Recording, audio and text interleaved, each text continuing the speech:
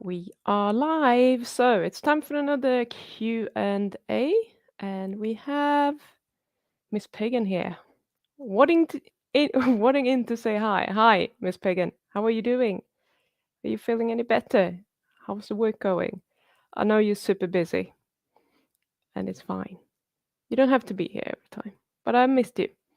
Just saying. So I'm gonna do what I usually do. I'm gonna start with the questions that we have from the Facebook group while we're waiting for other people to pop in and pop their questions in the chat so that I have something to do. And meanwhile, I just want to say if you haven't joined the Facebook group and if you want to join the Facebook group, if you want to take part in our Zoom weekend hangouts, for example, which are awesome, you might want to go to Facebook and find the group Life Beyond Cravings for Kick-Ass Ketovores, and that's the one where I'm reading the questions from. We're doing some fun stuff in there, and you're more than welcome to join. So I'm going to share that screen, and I have hairs tickling my eyes. Let's see if we can do that. Hopefully you can read that. I'm always trying to get it to be a little bit larger without getting fuzzy. It looks pretty good on my screen. If you can't read it, I'm going to read it anyway. So Sophie has a question, and she says, why do people go back to cravings? Why can't they kick them to the curb? And that's simply because cravings are a part of our biology. Otherwise, if we didn't have any cravings, we would die. I mean, it is that bad. So a craving, you can have a craving for anything. A craving is a series of events that will urge you to do something specific. So you can have a craving to procrastinate. You can have a craving to watch Netflix. You can have a craving to eat carbs. So I'm just calling them cravings. We might call them different things. Some people might call them urges, or I don't know, whatever you want to call them, but it's part of the same biological system. So it's not like we can get them to go away. And once we trained up a specific neural pathway in the brain that always lights up when we see that type of food, it's always going to be there. It's like you can't unlearn how to ride a bike, and you can't really unlearn how to have a craving. It's just part of who you are now. However, what can happen is that you can build an alternative neural pathway where you interrupt your previous one in the middle. So you're sort of redirecting it on a permanent basis. So rather than always eating as a result of a craving, what you can do is that you do nothing as a result of having a craving. And eventually, when you tried it and done it enough times, that's going to be automatic. So this is not like we can't get rid of the cravings because they're always going to be there, but we can train ourselves to have a different automatic response. And as a result of that, your desire to eat those carbs are going to be a lot lower. And for some people, it disappears completely, at least for periods of time. And then we might have a small craving and we're panicking because we associate this with something that happened in the past where we just like fell off the wagon and everything went downhill for months. And that's not necessarily the case when you have or reprogrammed your brain a bit and have a new neural pathway. It's just that all of a sudden your brain is just giving you a small craving. And maybe you have to disengage the autopilot and go back and do it manually and just focus on what it is that you want to do to tell your brain that it's fine. The autopilot program is working just the way that it's supposed to work. We don't have to panic. We can just do this. So what happens in this case is that when you say, why do people go back to cravings? I guess you mean that why do they go back to the carbs when they have cravings, when they've been successful for a period of time? And that is most likely because either they have done this unconsciously, they don't know that they have the skill to do it, or they have relied completely on their diet. So they don't have the skill. They don't know what it is that they're doing. They have maybe they've been in a good emotional state and they've changed the diet so they don't have any physiological cravings from the foods that they're eating.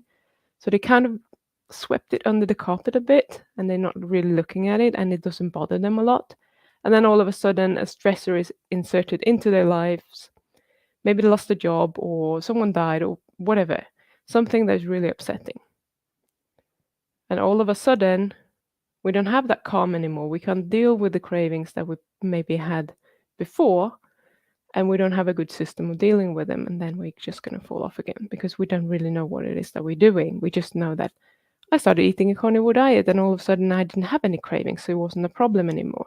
But you haven't dealt with the cravings, so you still actually have the problem. It's just that you don't see it when you're feeling well.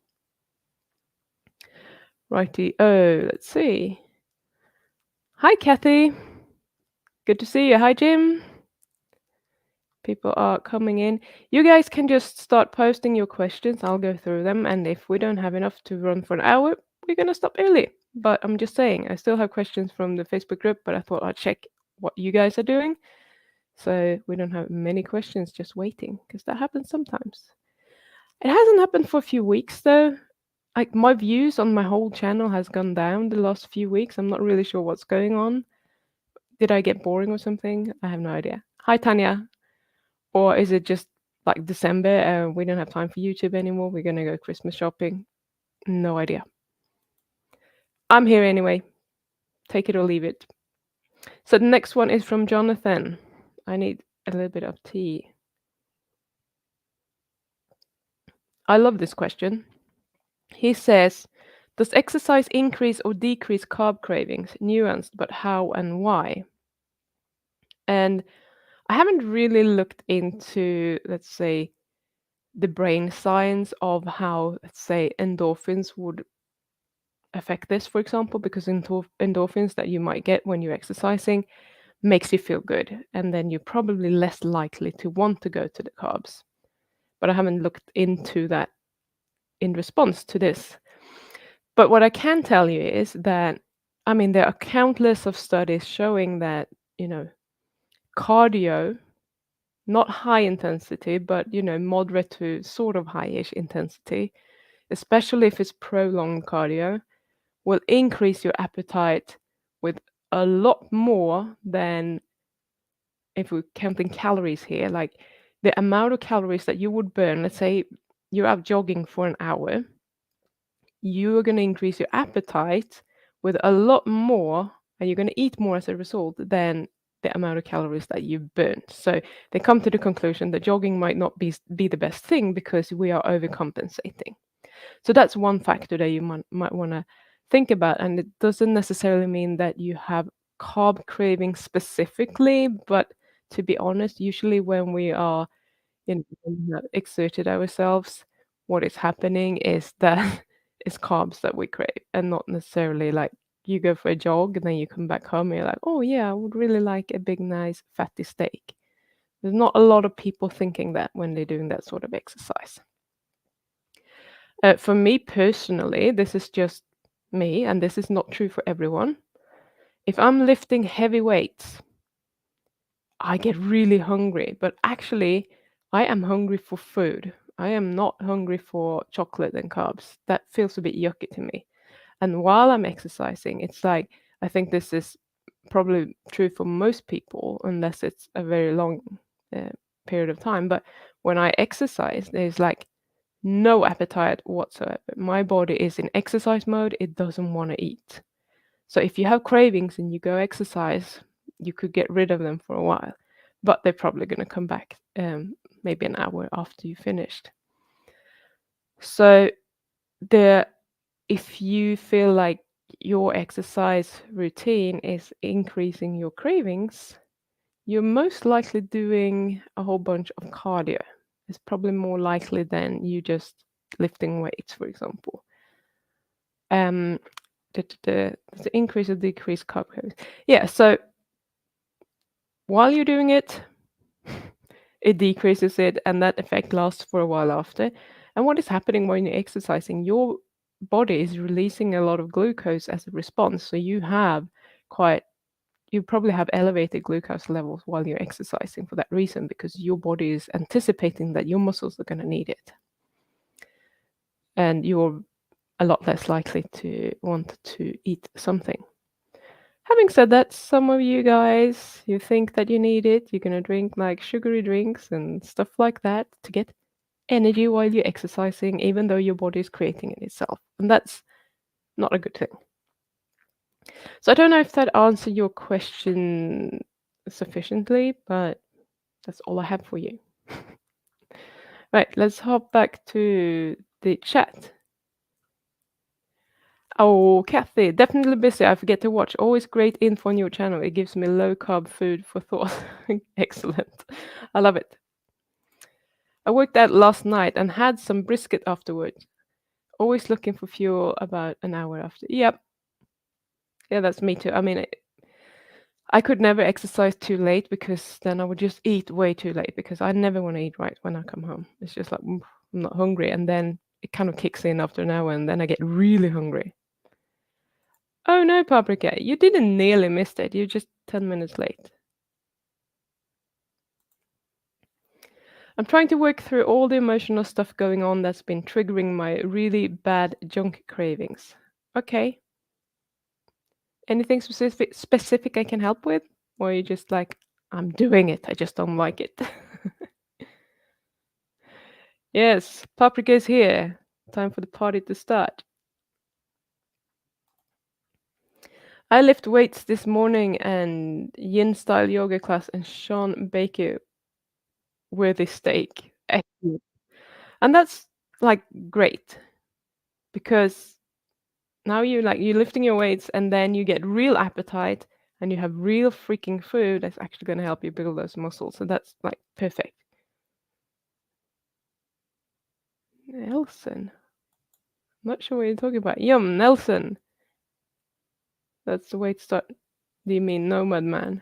To start a day. Yeah. Hooray! We're dancing apparently. Do you have the fancy shit on? Someone is really messaging me on Voxer, I think. If you hear that, it's just probably one of my clients sending me messages. Maybe they have cravings. They should come on the Q&A. Okay, so next one. Vic. Cannot enough sleep adversely affect craving levels the next day? Yes, absolutely. Not enough sleep.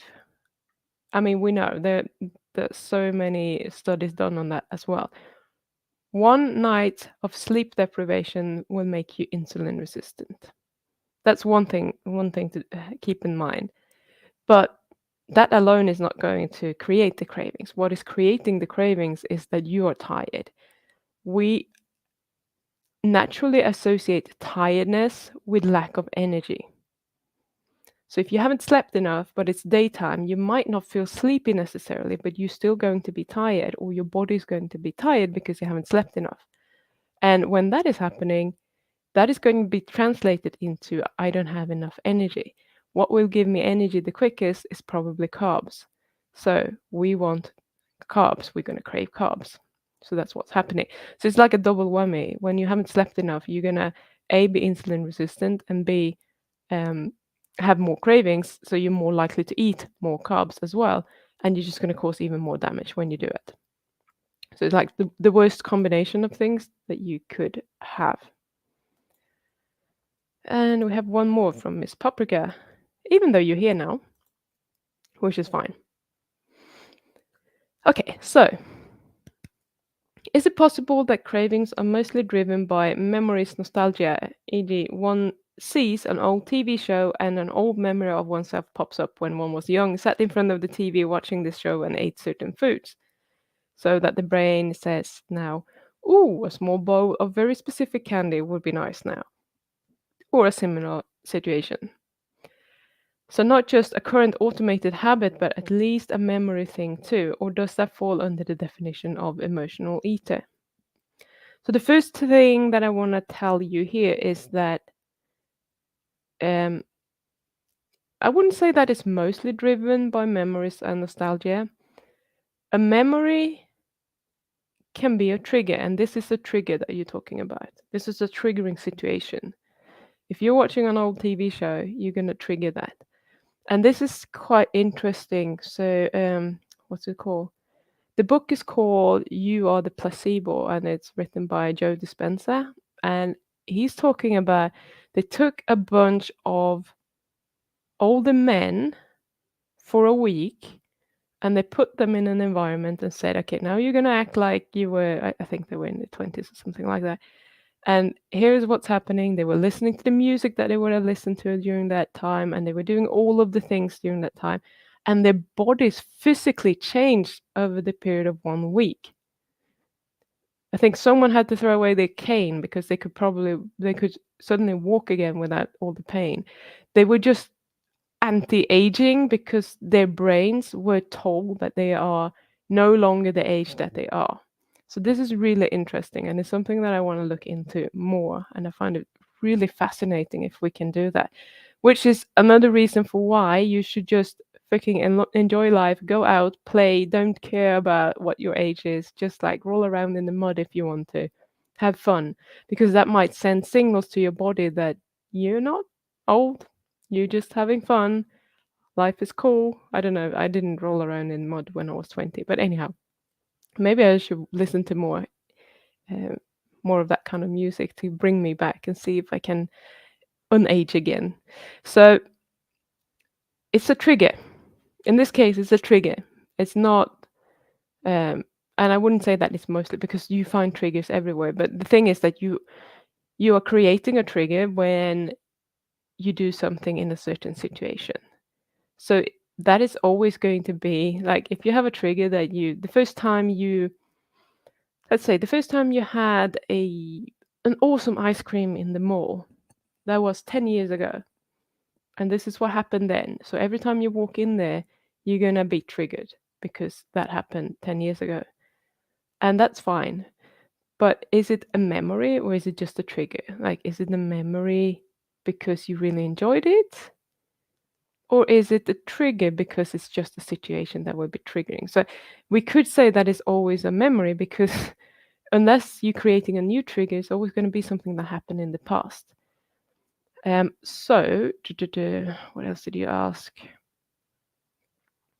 So in if that's how we define it, then yes, they're mostly driven by memories. And the thing is that we create memories. The absolute easiest way for us to create memories is when we have something that feels really good, that would be really reinforcing to our brain. So the brain will be on super learning when we have that associated dopamine hit. So I think I've said this before, but let's say you go to the supermarket, you go in, you don't really know, you don't think about what you're doing, you're just walking around, and then you find this new chocolate in some obscure aisle somewhere where you haven't even looked before. You're like, oh, I'm going to try that. And you don't even know if it's good. And you go home and you eat it, and it's the best chocolate you've ever had. You're going to remember exactly where you found it. But if you had picked up a packet of salt in that obscure spot, you will probably go back to the supermarket the next time and you will be like, can't remember where it was, but it was somewhere strange. But if that chocolate that you really like, you're going to go straight back to the spot. There's not going to be like any discussion about where it was. Your brain is just remembering that stuff. So it's really good at making new memories when it's something that is beneficial to it. And then obviously because of that, you're going to do it again. And that's the point of it. And then it will become an automated habit. So they're kind of going together. And then you ask, or does that fall under the definition of emotional eater? I mean, I don't like the. I'm not sure I like the label emotional eater because probably for personal reasons, because I didn't think that I was an emotional eater, and that just depends on my definition of what an emotional eater actually is. So I thought that emotional eaters were people who just ate when they were stressed or someone had said something nasty to them or they were sad or whatever. And that was not me. I don't eat because I'm stressed or someone is mean to me or whatever. I've never done that. That's not my thing. I eat when I'm bored and when I want to procrastinate, when I have nothing to do, that's when I go eat. Or I'm most likely to anyway. But those are emotions as well. So if we are going to define an emotional eater as someone who's eating because they have an emotion, I think anyone who cannot stop eating carbs, when they go on a low carb diet, they are emotional eaters. But not everyone would like to define themselves as an emotional eater because of their definition of the word. Um, so what happens is, like, let's say you watch an old TV series and you're going to feel nostalgic and you're going to get the craving. Obviously, that is an emotion as well. So, yeah, it all depends on how you define shit. Right, that was all the questions on there. Thanks for that. And I hope the answer makes sense, even though we might be overcomplicating things a little bit. Yes, I can absolutely confirm if one sleeps not enough, the binge is near. Yep. Yeah, there's no day as a sleep deprived day for me to, well, maybe right before my period, but to create cravings. I'm like, ooh, today they're strong. What am I going to do? Probably go have a nap. That usually helps, if you have time to do that. Miss Pagan, I crave the carbs really bad when I'm tired, even though I know the carbs never actually help. Yep. No, they don't help at all. They just make me feel even worse. And then rather than just being tired from not having slept enough, I'm going to be tired from eating the carbs. So at first, it's probably going to feel good. I never feel that sugar high, but I can definitely feel the sugar low. There's mud at the hot springs, Ojo Caliente, New Mexico. Awesome. That would be cool, though. I haven't done any of that, but there are. God, where is it? It's somewhere here in New Zealand on the North Island. I can't remember what the place was called. But we went there and there are like natural hot springs. So if you go there when it's low tide and you find a spot in the sand on the beach that is hot, you can just kind of dig it out. And there will be an outlet for hot water to come there. So everyone is like, all the adults are walking around with their spades and they're just like digging holes everywhere. It's pretty cool. And then you can sit in your hot spring that you just dug, excuse me, for as long as you want until the high tide comes in and destroys everything.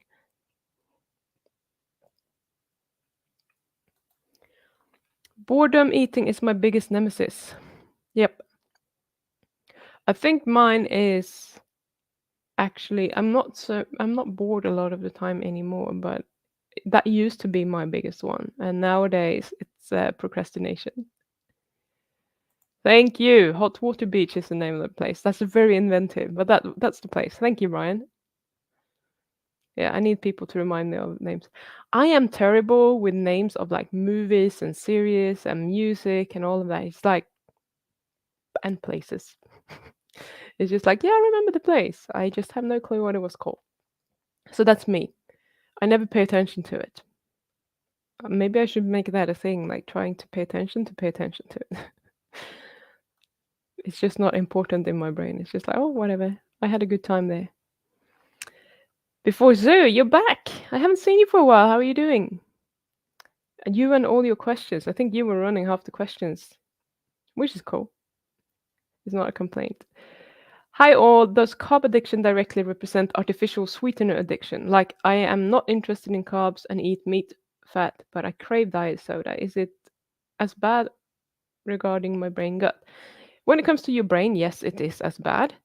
And your gut, I can't tell you, but to be honest, like artificial sweeteners versus sugar for your gut, it's a toss up. It really depends on what the problem is.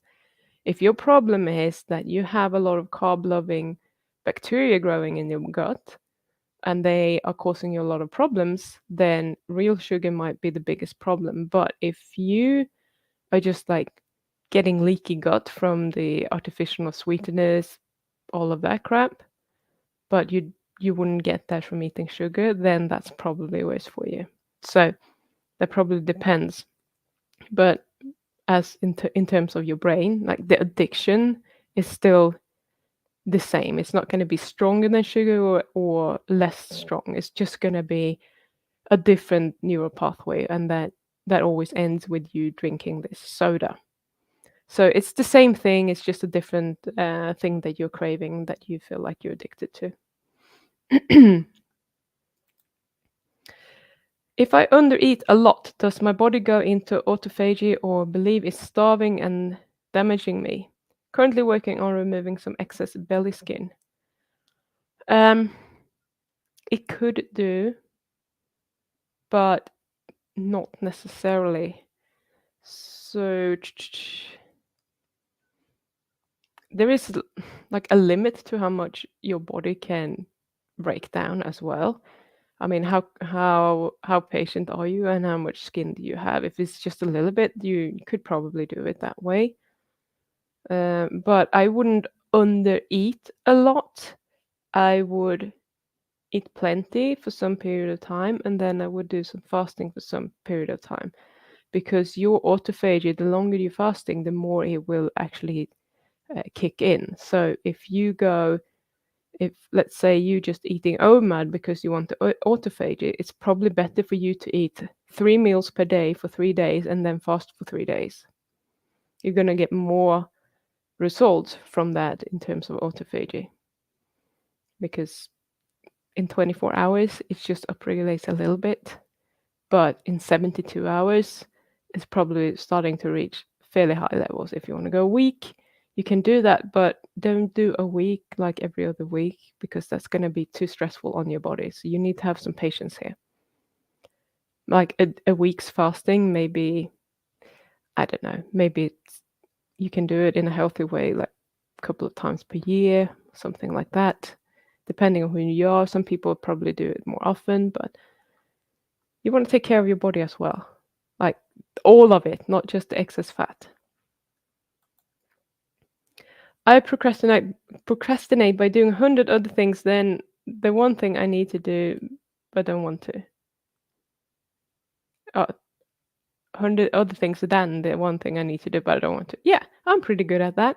I was supposed to record a bonus video for my people in my group yesterday, and I was like, it's going to be really quick. It's not going to take me a long time. I have the material. It's pretty much it's just the 7 levels deep exercise that I'm going through on all my challenges. I know exactly what I'm supposed to talk about, and my brain is just preventing me from doing that because it tells me that it's going to be quick, it's not going to be a problem, you can do it later. And then I just kept putting it off yesterday. And also it wants me to do it perfect because now it's going to be for my little people in there who I love, and they need to get something special. So it's just like making it harder for me to do it. So I didn't do it yesterday, but I'm going to do it today. And Paprika, you heard me say that, so keep me accountable. It should be uploaded by the end of today. Yeah, so I admit I'm not flawless and I was procrastinating yesterday. Oh, thank you so much. Support for the Queen of Pirates. Yes, hang on. I have it here. It's very shiny in my office. Like, I can't even put it on straight. Oh, I won't put it on because I need the mirror to do it properly. Oh, I'm getting confused. Anyhow, that was my queen tiara. Where was I? Right. I had to delete my Austrian carnivore account. Oh, because I realized I got addicted to social media and craved new notification. It really got to my addiction center. Ah, did you actually delete it or did you just take it offline? I'm I'm not happy. So this is the problem. It's an excellent example of what we don't want in life. This is what I'm telling people. Like, you need to learn to manage your cravings because you don't want to live in a prison. Like, you enjoyed having your YouTube channel, and now you felt like you had to delete it because it caused you problems. Why not deal with the problem instead? Like, we're dealing with cravings so that we can live in a world where we have like carbs everywhere around us and where people are going to shove chocolate cakes and pizza up our face and we can just say, nah, I don't want it. The same way that you can learn to have your YouTube channel, help other people, inspire other people, and then you learn how to manage the addiction to the notifications. Because that's the same thing. I'm really sorry. I hope you didn't actually delete it. Get it up again and work on that instead. At skin reduction, I don't purposefully undereat. I'm just not interested in eating anything after a meal of 250 grams of meat, 200 grams of fat once a day. Sometimes happens 2 to 3 times per week. Yeah, I can understand that. Um, but maybe if you really do want to do it, maybe try to eat twice a day, like for 1 or 2 days, and then just go on a little bit of a longer fast to see if you get more results in terms of autophagy. And I'm just saying that because I know that you're pretty skinny, so you probably don't want to lose any more weight. So just to sort of try to compensate for that a little bit. Feast and fast, that's better and more natural. Yes. But it doesn't feel good. I have for the last few months, I have been allowing myself to just eat the right foods pretty much whenever, and it's usually been egg coffee and then a main meal and then something smaller towards the evening-ish, but always before 7 p.m. And I thought I'm gonna start doing two mad, and I'm gonna make sure that I'm eating enough and maybe a little bit more. So I was doing that for 2 days, and the problem was that I wanted to have a 6-hour eating window, but it takes me more than 6 hours to get hungry after I have had egg coffee with a little butter in. So I it kind of ended up on 7, to be fair. But yesterday, my body was just like, "Hey, what the fuck is going on? Let's have our small meal here in the evening. We are really hungry now." So I did, and now I'm starving and I haven't had anything yet. So after this, I'm gonna go and make some egg coffee or eat some lamb or something. Haven't decided what I'm gonna do, but my stomach tells me that I need to do something. So when you get into a certain eating behavior, well, that's why I wanted to say, that's why I started talking about it. When you get into a certain eating behavior, your body's going to resist changing it, whether that is eating more often or less often. Right. Ooh. The problem on my channel was that I based my content on stuff I learned on the ongoing carnivore channels, and after Joey Schwartz got destroyed on Nutrivore, I learned that half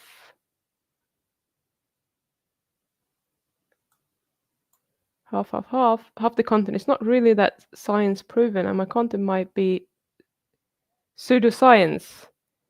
2 out of 2. Okay. Okay, it's not half, 1 out of 2. Um, does it matter? Really? Like, you can just talk about your experience of it without saying that it's the truth. It's just my opinion. Uh, and then there's a follow-up here, so I'll go to that first. I learned that most carnivore science is not really useful. I'm still 100% carnivore, as vegans have zero information that makes veganism useful. I just was afraid of the backlash of science I showed. Okay, that's fine. Um, but I mean, you could just, if that's what you like doing, it's really easy to just angle it. It's like, I don't know the science behind this. This seems to be working for a lot of people. This is working for me, and I like the idea of this, and this is my theory, maybe. That could be good enough. I mean, what I'm talking about, like, when I'm talking about cravings and stuff on my channel, there is science behind it, but I very rarely talk about the science because I want to talk about it. I know that a lot of people who are here are interested in the science, but you're probably like me, like you like learning a lot of stuff and then you don't implement anything. And if you don't do anything, you're not ever going to change anything.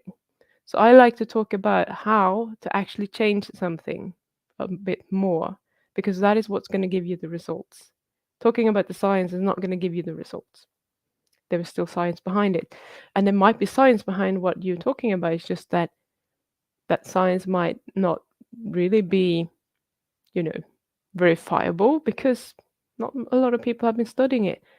And carnivore no one is going to put up the money to fund all of those studies that you would need to say that there is solid science behind that.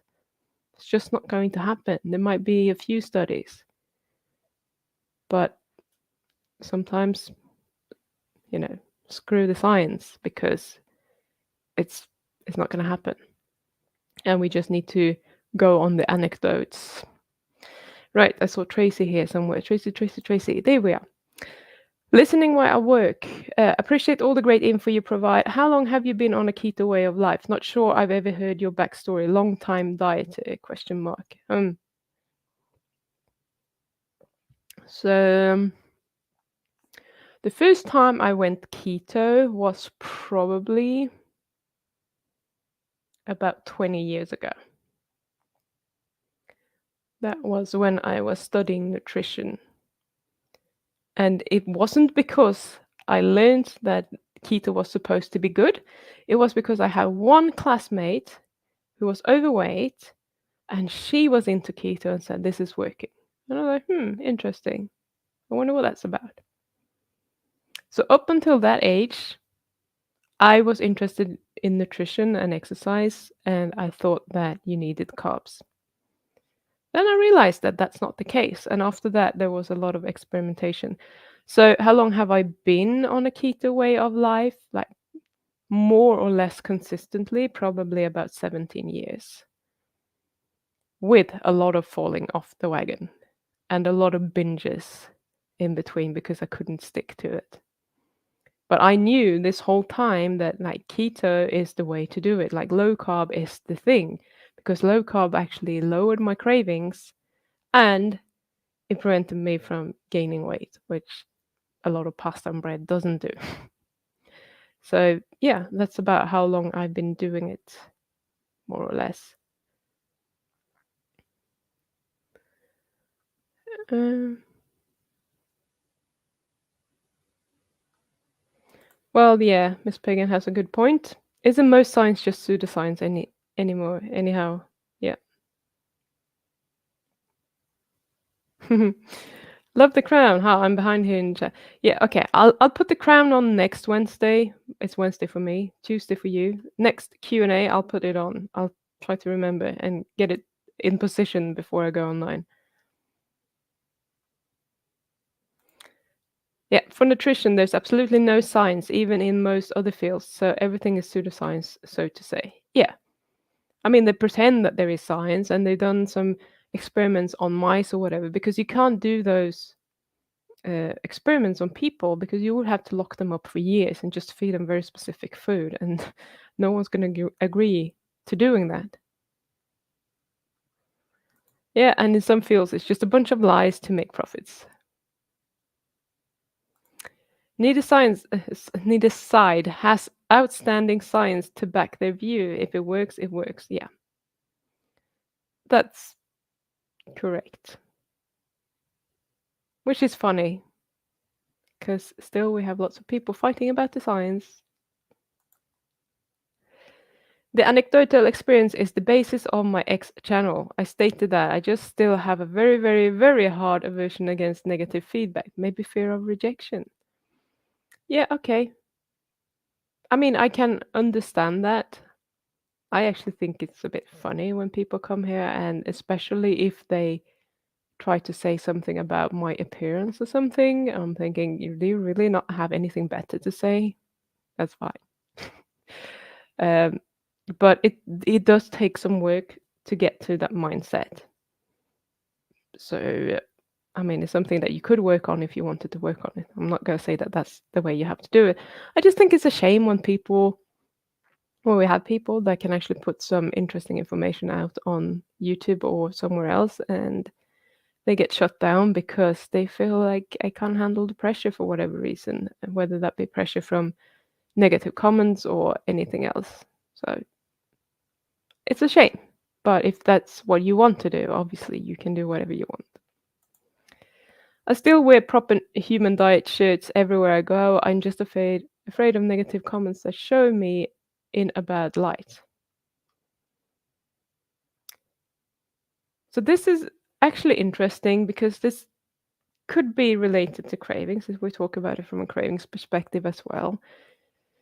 It's just the fear of showing who you are and what values and thoughts that you have and what your beliefs are and being judged by other people. And that can happen when you want to eat around other people and they want you to eat cake and you just want to eat meat and you feel like they're going to judge you.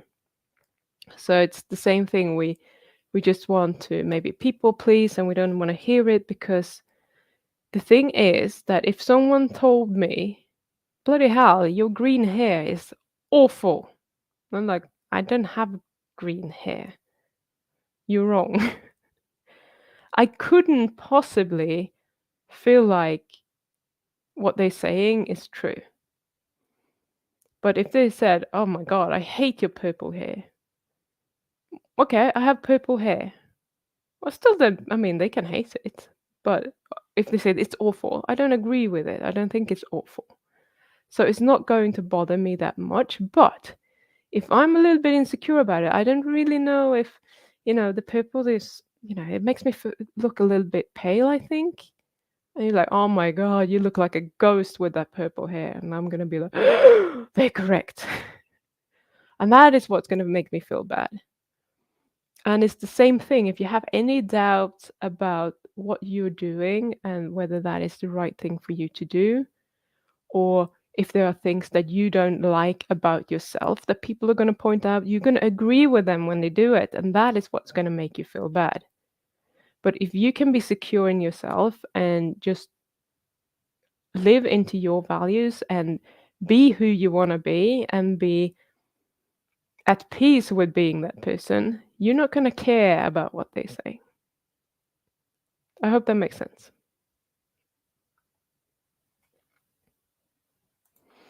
Kathy says, your experience is valuable. Take a different angle with your channel. You are very intuitive and have a great perspective. Yeah. Oh, Miss Pagan. I'm looking extra beautiful today. Thank you. I always had the mindset of whatever works, works. I have no zealot approach to diet, exercise, or whatnot. Just want to show people what can help them, as I saw my dad die to cancer on high carb diet. And that is a beautiful thing. I wish you hadn't closed it down. Like, you can have your t-shirt. Like, I'm eating the right diet for me. It's like I'm eating the right diet for me, which is carnivore on some days. Other days it's very, very, very low carb keto. I'm pretty much never eating high carb, but maybe on one day I might have 50 grams of carb, and that would still be classified as low carb. But this is how I have to eat to feel good. That's my ideal diet right now. Nutritionally, maybe it's not the ideal diet, but it's what's going to make my body feel the best in this moment. So if you want to tell me that you're not a good carnivore or whatever, no one has ever said that to me. Fine. I don't give a shit what I'm eating. I'm giving a shit about how I'm feeling when I'm eating. That's what I look at and how my body reacts to it. Question: how can one deal with contrary unconscious thoughts about quitting carbs? E.g., one really wants to quit but quickly gets back to carbs to deal with situations. 1 out of 2. We have lots of two-parters here today. Knowingly, they just worsen everything, but thinking about the ones why results often is not strong enough. Why? Okay, let's hop back to that. Okay, the first thing is you need to figure out what those unconscious thoughts are, because if they are truly unconscious and you don't know what they are, how are you going to deal with them? So the first thing you do, like you get, see, a diary out. I was going to hold one up, but I can't find one. You're holding, you take a diary or a piece of paper, or you open a Word document on your computer. I don't care what you're doing, and you write down all the reasons uh, for why you do not want to quit carbs. Like, why do you want to continue eating the carbs? Look at why it is that you want to keep eating them. And when you are in situations where you're like, I want to eat, try to catch that moment. It's all about awareness, and you need to develop awareness to be able to do this. So you're trying to catch yourself, and that's when you are looking at what triggers you are seeing. I was watching a TV show that I watched when I was younger, and after that, what thought did you have?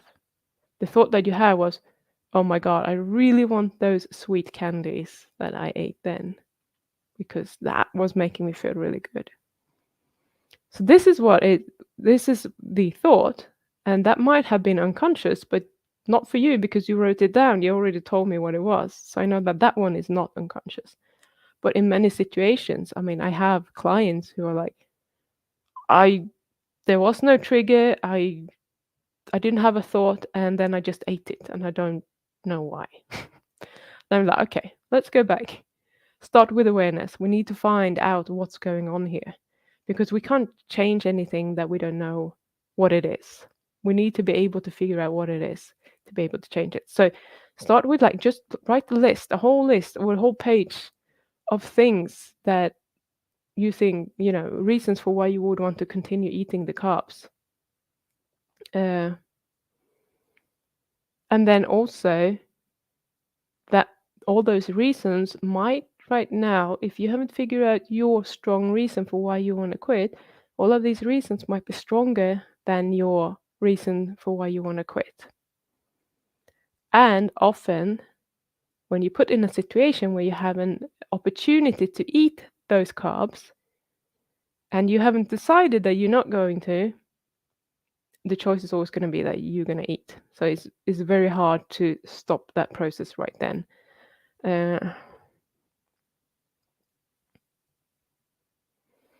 Yeah, so not a strong enough why. So yeah, if you have done the 7 levels deep exercise, which I think you did previously, have a look at it, remind yourself of what your strong reason is, and just like try to feel it. Maybe it's not the actual strong reason that you need. Maybe you need to redo the exercise. And I can help you with that if you need to do that. But have a look at that. Let's see. I suck at making videos and uploading them. Yeah, it's really time consuming to make videos.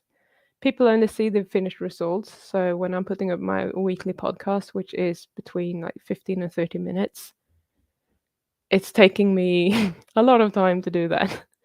Like first I have to think about what I want to talk about, and then I write some bullet points so that I at least can follow a red thread throughout the my rambling, and then you have to record it, and then you have to edit it, and then you have to make some thumbnails and write descriptions, and you have to upload it, and all of a sudden it's like a 20-minute podcast has taken you hours to produce.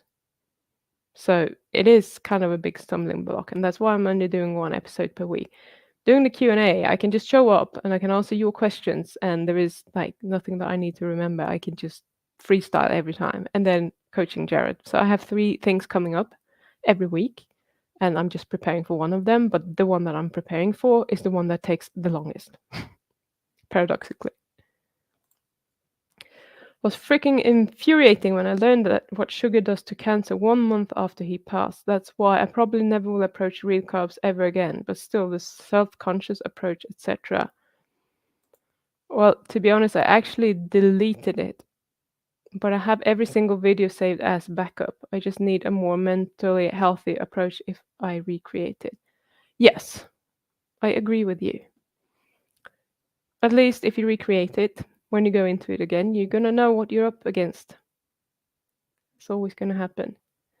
Happens more to other people, to some people than others. Like with Bart, for example, because he is very fractious and he has very strong opinions and he's calling people names. He's gonna get that back. And he's not great at dealing with it. I mean, he's a lot better now than when he started, but for a while, he was probably in the same mental space that you are. But he weathered it and he got through to the other side somehow and somewhat. And I'm the opposite. I'm like, you can do whatever you want. I don't give a shit about your life or what you're eating. So I don't create as much hate, shall we say. I don't have as many people, but I mean, people come on and they comment on all sorts of things, like strange things. And if you go through all the comments, you'll probably find one or two. But I haven't had a lot of that. There are just some, and then some people are telling me that I'm wrong and gives me a lecture on why carbohydrates are essential or whatever. And I'm like, whatever. I don't have time to deal with that, and I have no desire to spend my time doing that. I want to spend my time helping the guys that want to be helped and connect with other people who wants the same thing. I couldn't care less about someone who wants to binge on carbs and think that that is the healthiest thing to do. Like that's not something that makes me feel good, so I just don't do it. And that prevents them from coming back and trolling again as well because I don't bite. And I don't even delete them from the channel, from the comments. They can just sit there. I don't care. What to do if quitting carbs, sweeteners, alcohol, gaming, and suddenly I learn I have no hobby pursuit in life? The channel carried me some time, but after a while I felt too much time, too little to do. Exactly. What do you like doing? This is the thing. Like when we take away all of those instant gratification pleasures that we have that are not healthy for us and are not good for us, all of a sudden we have time and we have time to think about other things as well. And it's like, what am I going to do? So that's for you to decide. I mean, I can't decide what you want to do, but what did you like to do when you were younger? Maybe you want to take something up. Maybe you want to start, I don't know, doing some specific sort of exercise, maybe. Maybe you want to take up a hobby. Maybe you can build something, be a bit creative. Like, what if you could do it? Something that you have enjoyed in the past, and you might not feel like, oh, I really want to do that right now, because if you're in this place where you always feed your brain a lot of dopamine, you're going to feel like creating something is not going to give me that much dopamine. So it doesn't feel very interesting at the moment. But if you allow yourself to quit the stuff, normalize your dopamine system, you're still going to feel rewarded from doing it. And the longer you're gone without all the addictive stuff, the more you're going to feel that reward. So just think about something that you would actually, that you think that you would enjoy.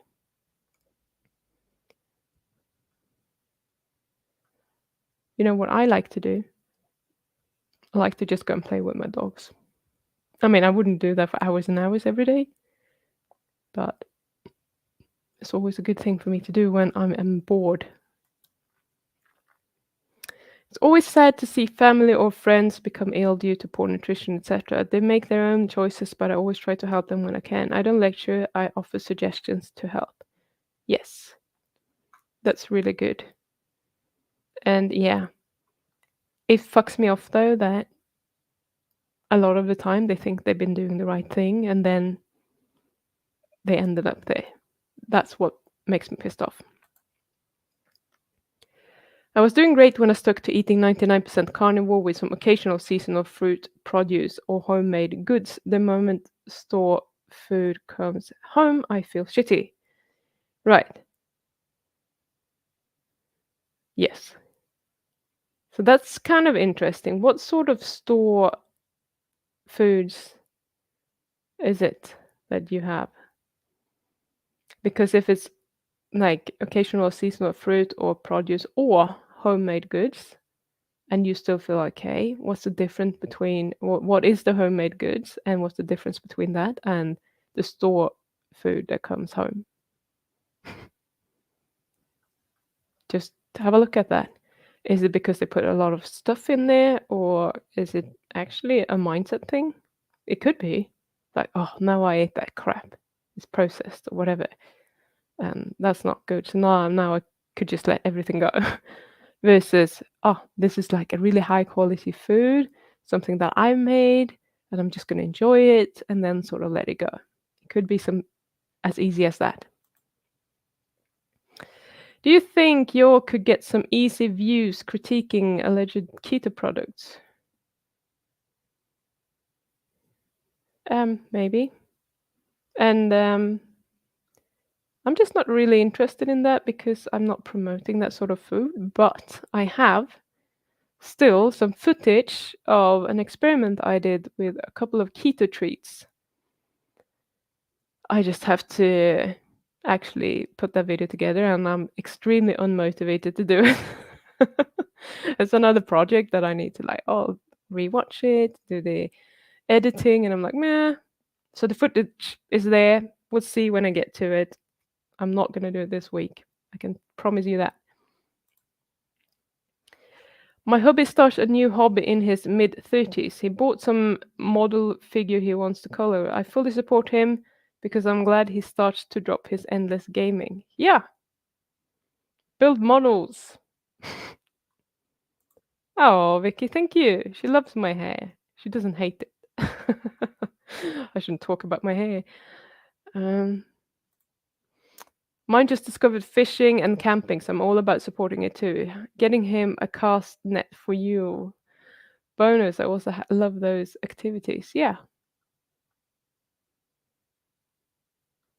good question. What stops you from looking for some new things to try out? I like your craft stuff. Soap. Yeah. This is pretty interesting. So, you know how I said, like, I've been talking about the Greek yogurt and stuff, and I don't know if it was you, Miss Pagan, or someone else saying, like, why don't you make yogurt? It's super easy. And I'm like, yeah, I can be fucked. I'm gonna do it. I have ordered some. I have a yogurt with live culture. I'm hoping that's gonna work, and I'm gonna use that. And I've ordered some A2 milk, full fat, and probably will add some cream to that and make some yogurt for the first time in a few days when that delivery comes. And the only reason I finally do it is because the last 4 times I've ordered yogurt, I haven't got it, or I got like one tub of yogurt rather than three that I ordered. And I've tried to order different brands so that I cover all the bases in case I run out of one, and I'm still not getting it. So I'm getting really frustrated with that, and I'm just like ordering more and more food because I need one thing, and that's the yogurt. So we have a lot of shit that we don't need right now, and it's just costing a lot of money. So I'm like, okay, I'm just gonna order the fucking milk. I'm gonna make the bloody yogurt and see if it works. And I didn't really want to do it. I mean, I like doing stuff like that, but it felt like, ugh, do I really have to do that? So yeah, I'm gonna make yogurt. My pescatarian brother finally asked about my diet after around 6 months carnivore. I told him about wrongfully shown CO2 emissions. He asked if I really believed in that crap. How to answer? um, I mean, what is it that you really believe? You probably should ask Bart that because he's gonna get fired up by that question. I'm like, yeah, I am with you, but I have not like read up on it enough to be well, I have read about it, but my brain has not retained the information so that I can tell other people that this is how it works. But I would just be like, hey, if all the cows ate grass, we wouldn't have a problem. The problem is that we're using fields to grow fucking feed for the cows that we feed them so that they A get unhealthy and B they get the wrong sort of fat and C that is creating a lot more carbs. So what is wrong is actually the farming practices in general. But you should probably ask someone who knows more about that to give you a more comprehensive answer. Not really my field. If I would find something that would be interesting, I would do it. Currently, work out and hiking barely fills 3 hours of my week. Mm, you would probably benefit from just sitting down, write a list of things that you like to do, and see if you can get somewhere. Just like take 10, 15 minutes in a quiet environment. It's a lot of the added ingredients that make me feel like crap and the added work for the homemade junk. Hang on. For the homemade junk. Uh, like if I want bread, it's going to be a 3 hour process, but also huge quality, simple ingredients. Yeah. Yes, it was her. She likes making her own yogurt. Yeah, it's so easy and no damn plant filler additives.